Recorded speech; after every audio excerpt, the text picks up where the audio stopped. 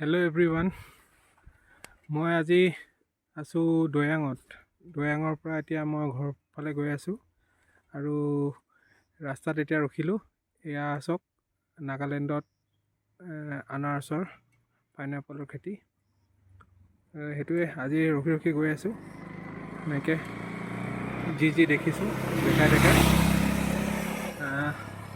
ইমান মানে আনাৰস একেলগতে খেতি কৰা দেখা নাই।